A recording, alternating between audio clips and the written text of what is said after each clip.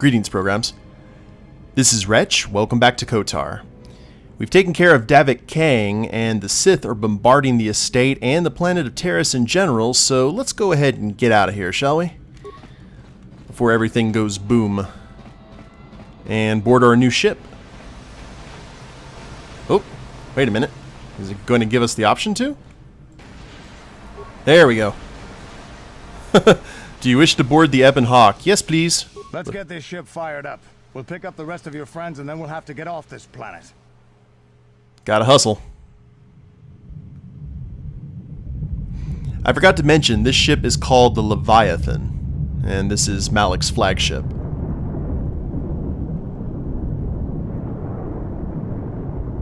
Looks like it's getting into position from bombardment. Like more large scale.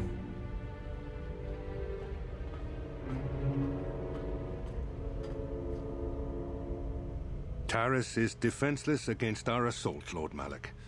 They are offering no resistance. The city is in ruins. Resume the bombardment, Commander. Wipe this pathetic planet from the face of the galaxy. Because destroying planets don't have any kind of backlash at all.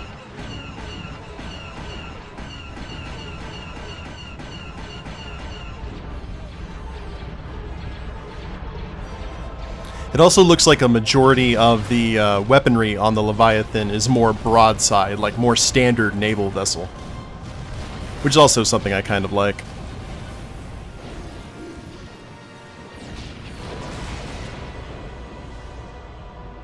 Now, unfortunately, we're going to assume that everyone that we made friends with on this planet is now dead. Except for maybe the people in the Undercity who went to the Promised Land.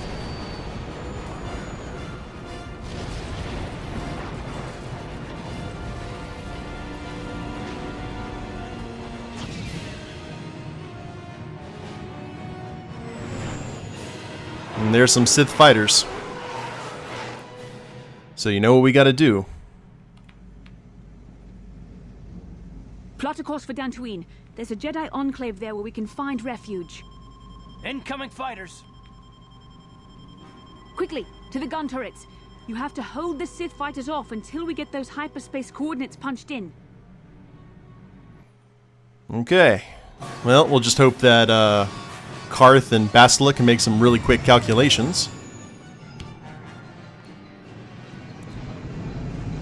And this was always something that I really liked about the first Kotar. They didn't really do it again in Kotar 2. I think they did it once, but it wasn't actually in space.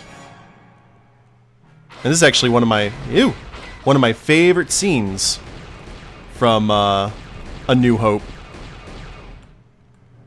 Was the turret scene as they were leaving the Death Star. Where you at? I don't see. Oh, okay, good. We have radar. That's nifty. Make you go away. Looks like we got 3 left. 2 left. It's all right. She'll hold together. Come on, baby, hold together.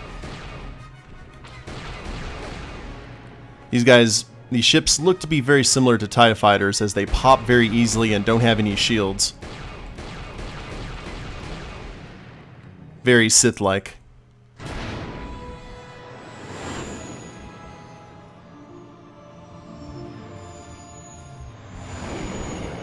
Huzzah!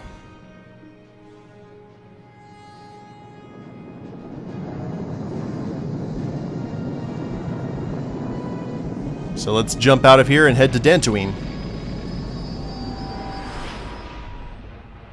Which a lot of you guys may remember as the place where Leia... Dantooine. Seems like a lifetime since I last set foot on her surface. Though in truth, it's only been a few months. We should be safe from Malak here. For now, at least. Safe? You saw what his fleet did to Taris. There wasn't a building over 2 stories high left standing. They turned the planet into one big pile of rubble. Even the Sith would think twice before attacking Dantooine. There are many Jedi here, including several of the most powerful Masters of the Order. There is great strength within this place. Well, you guys may know Dantooine as the planet that Leia told Tarkin the rebel base was, and the Death Star went there and there were remains of a rebel base, but Tarkin was not particularly pleased. But let's go ahead and agree with Bastila. We should be safe here. We can get supplies here and recuperate. The Academy is a place of mental and spiritual healing, something we could all use after what we've been through. Maybe you're right. It isn't easy to witness the annihilation of an entire planet. I know Mission must be taking it pretty hard. She will find a way to come to terms with her grief. She's stronger than she appears. We just need to give her time. Now I must go speak with the Council. I need their advice on recent developments. After I've met with them, I will meet you outside the ship. Okay. As you can see, Dantooine's a very green world. We visited this in KOTOR too, but in canon, this was the first time I think a Star Wars game actually ever went to Dantooine.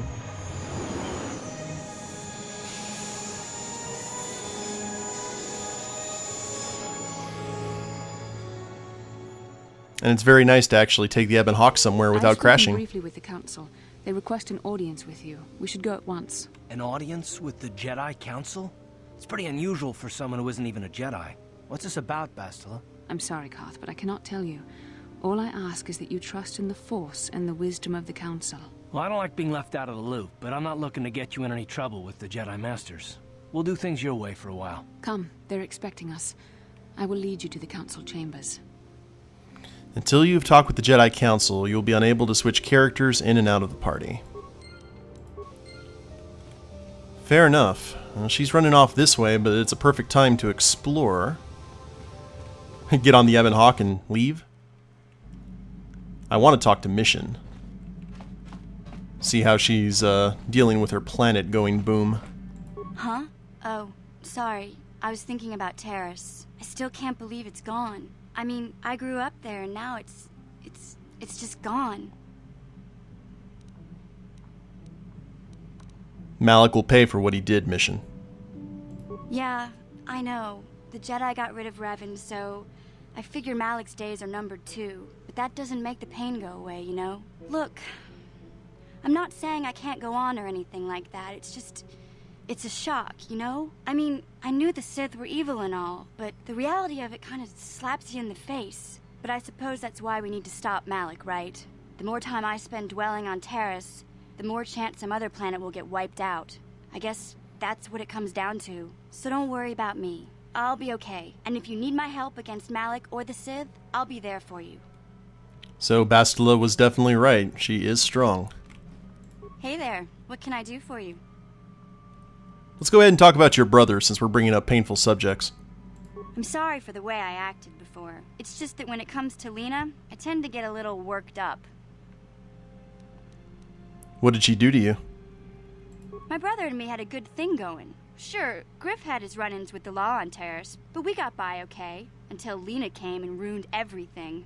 She was a dancer at the cantina where my brother used to go play Pazik. Griff could be a real smooth talker, and it wasn't long before the two of them were dating. But Lena was used to dating rich Tarisian nobles, guys with mountains of credits. Griff could never give her the lifestyle she was used to, no matter how hard he worked.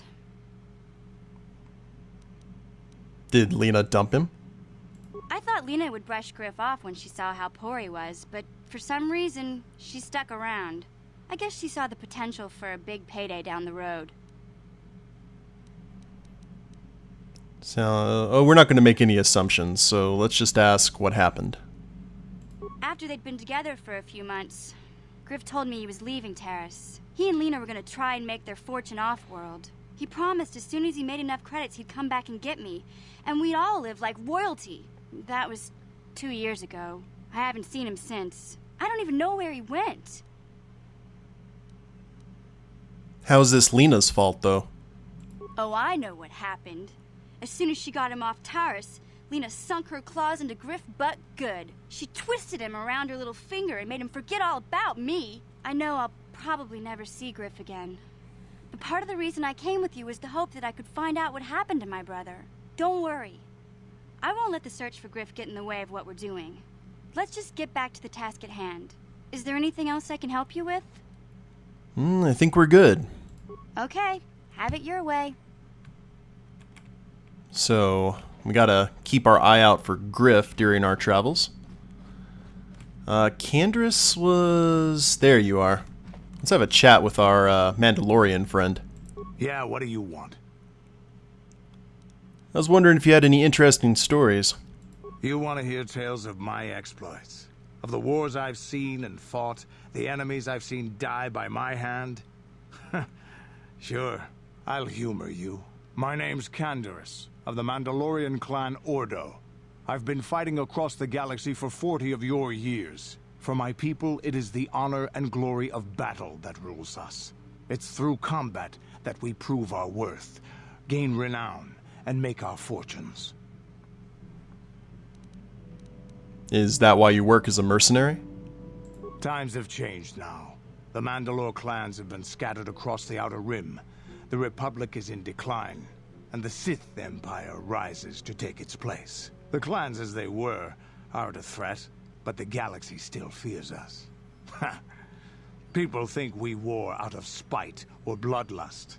They don't understand, and fear that. We only wanted the challenge of the battle, and glory from it, win or lose. And we lost. But now I have no real challenges. Crushing Davik's enemies and the pathetic gangs in the lower city of Taris could not be considered the most glorious of tasks. When I think of the battles I've fought, the thousands I've killed, the worlds I've burned, I weep for my past. We will never again speak of this. We've got work to do, so let's get to it. That's a heck of an intro. By the way, the voice actor for Candaris, who does an amazing job, by the way, he used to narrate Louis L'Amour short stories, which were westerns, and they are awesome, by the way. Look up the voice actor for Candaris. I don't know him off the top of my head, but check out some of his work. He has a very impressive resume.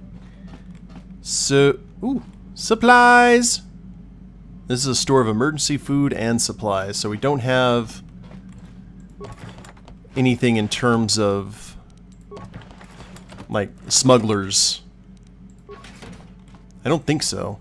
Like little smuggler compartments. Not now, but that's a place that we can store extra goods if we have it. No one over here. Bastila still talking to the council. There's Zalbar. Is there something you want? Actually, I don't think that Zalbar... Yeah, there's nothing that we can really get out of him until a bit later in the game, so let's not even worry about it. And T3 will be as talkative as ever.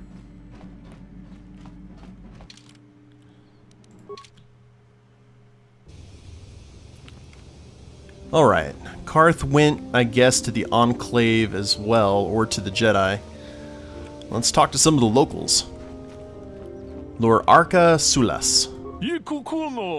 Greetings, Sentient. Might I take a moment of your time for a question?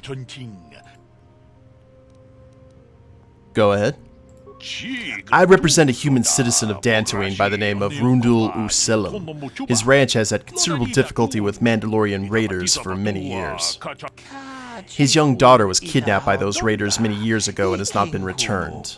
Might you have news of her? Her name is Sasha. Do you actually believe she's still alive? It is not customary for the Mandalorians to terminate their captives. It is my hope Sasha has escaped or been sold into slavery. If so, I may yet locate her. Sorry, I have no idea who you're talking about. Ah, that is too bad. I shall have to continue my search. Are problems with Mandalorians common on Dantooine? I understand they are, though I know little of the history behind this conflict. Someone native to this planet could tell you more. Isn't this something the local authorities should handle? Dantooine has little in the way of local authorities, Sentient. I asked the Jedi of the Enclave to intervene, but they have far more pressing concerns to attend to. As is often the way of this planet, if a citizen wishes to accomplish something, they must seek to do it themselves. Is there anything of interest on Dantooine that you can tell me about? And there's no large urban center on Dantooine if that's what interests you. I find the variety and number of natural habitats to be most intriguing, however. If you get the chance, I would urge you to explore the planet's ranges in more detail. They're quite beautiful. Well, I'll keep my eye out for your girl. I would appreciate that, Sentient. So, gotta keep our eyes out on, or for, a Sasha. Please don't disturb me. I have pressing matters at hand. Please do not disturb me. I have pressing matters at hand. This aloofness is what cost you guys big later in life. Aerotech Mercantile. Ah, Cratis Yerkel. Greetings, my young friend. I'm sorry. I assume you're not a member of the Order, as you're not wearing the traditional garb of the Jedi. Allow me to introduce myself. I am Cratis Yerkel, proprietor of the general store here on Dantooine. Not much to look at now, I'll admit, but I'm in on the ground floor. I mean, look at this planet. Majestic fields, rolling plains, wide open terra firma. Elbow room. That's what people want. Once word gets out, we'll have settlers and tourists from the Galactic Core just dying to come here. And guess who'll be waiting for them? Not that blasted Zerka Corp, that's for sure. Not this time. This time it'll be Cratis Yerkel who makes the big bucks. But listen to me. You didn't come here to listen to my ramblings on the evils of the Zerka Corp, I'll bet. What can I do for you? What do you have against the Zerka Corporation? Don't get me started on Zerka Corp. They've got a monopoly on half the galaxy already, and they do everything they can to keep everyone else from getting a foothold in their territory. Extortion, bribing officials and government diplomats. Not to mention driving up prices on essentials like food and water on distant colonies. I've heard stories of them letting people starve to death because they couldn't afford their jacked up prices. Oh, they're Nestle.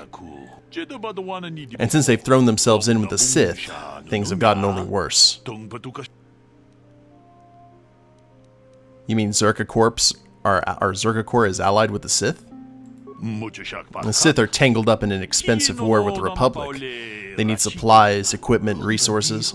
There's lots of opportunities for a company with no morals, like Zerka, to make up some major profits.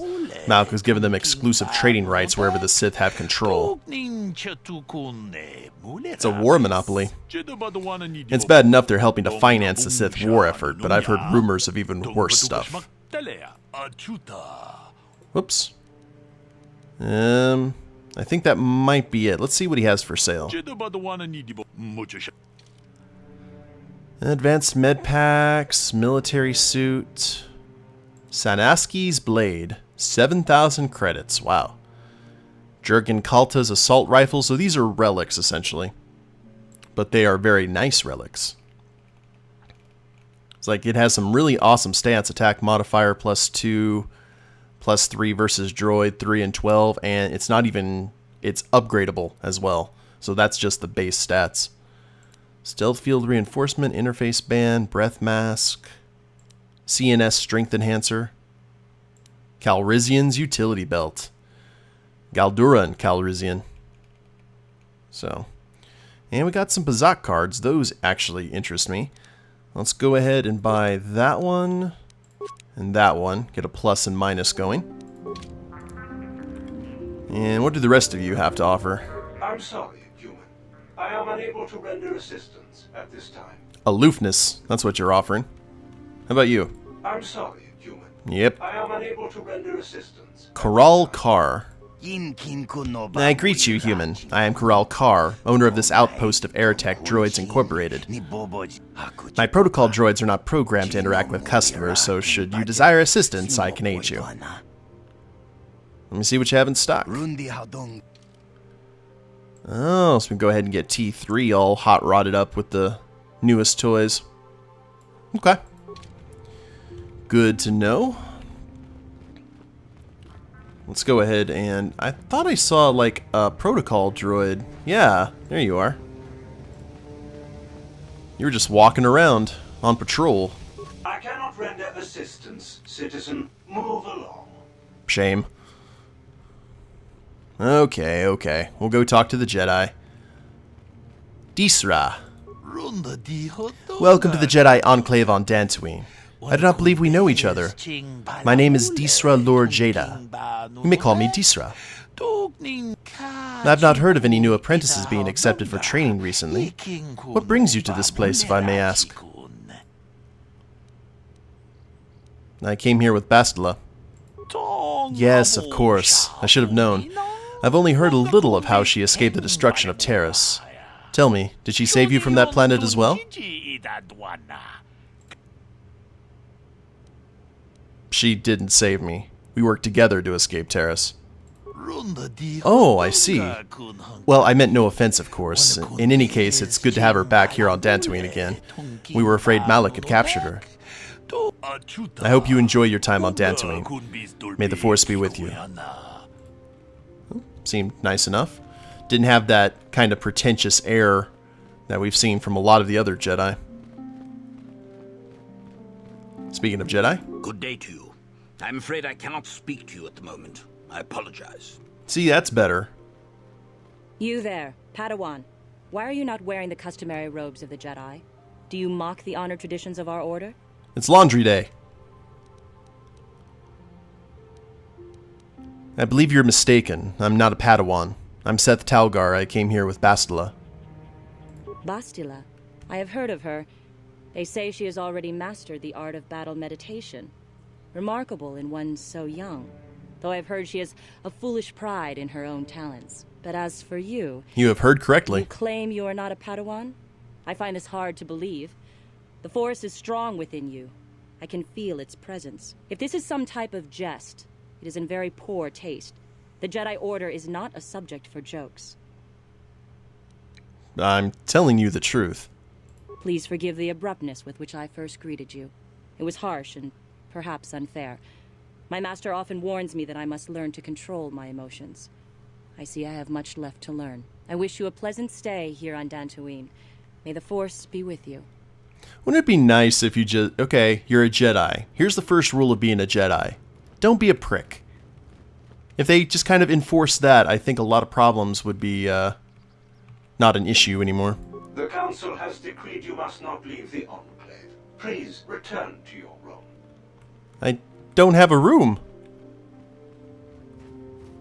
I believe these are the quarters coming up. I hear that the Sith have defeated another Republic battle fleet. I do not know how much longer the Republic can last. Well, at least she wanted a conversation instead of just saying she couldn't be disturbed. Knock, knock. Sola. You have the look of a seasoned Pazak player about you. I dabble in it from time to time myself. Care for a game? Who are you? I am Sola, and to be perfectly blunt, my business is my own. I do offer you, though, the company of my time for a game or two of Pazak. Do you care for a hand? Sure, I'll play. We'll do one. And now we can have the stakes go up to 120. So let's get rid of one of our 3s, get that new 3 out, and get rid of one of the 5s, put a new 5 out.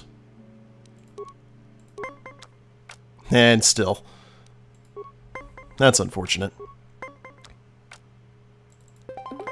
We'll go ahead and hit 20. Now this guy has some good luck. Different cards used, different strategies. Can we get a nat 20 now? Nope. He can get one, though. Curses. I'm going to go ahead and just not waste another card there. Another 10. I'm really glad this game doesn't exist in real life in casinos. I could see myself getting rather addicted to it.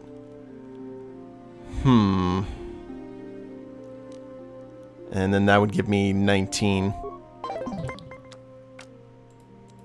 Well, we are getting sufficiently thrashed here, guys. 21. Ah! Can we play another card? Nope. Let's see what happens. Hey! Actually worked. I'm pleasantly surprised. 11. 15. Oh, danger. You're gonna... Of course. Curses. Now, do you have any cards to sell? Ooh, we got 2 4s. Let's go ahead and buy those, and got 1 more 5. And I think that, yeah, that's definitely all that we need from him. Maybe we'll find some credits in the Foot Locker to make up for our losses. I doubt a lot of the Jedi would have money. Alan Matale. Why are you bothering me? I'm here to speak with the Council, not some servant. Please leave, or I shall be forced to tell the Council of your rude behavior. You guys are really not giving me a good first impression of this place. It's supposed to be a place of peace and contemplation. And I've just gotten yelled at and ignored the entire time. Oh well. That's life, I suppose. Now, there's where the council is. There's Karth. Can we see what's in here first? Ah, the training room. Training computer and a workbench. Accessing, beginning training orientation. Welcome, Sentient. It is important for the peace and harmony of all beings that the many paths of the Jedi Order be understood. Only through knowledge can all see the truth of the Force.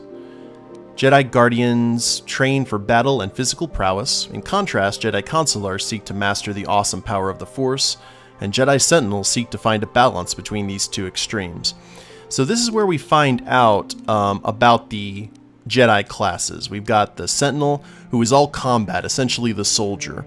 A lot of feats, but not a whole lot of skills over the course of leveling up.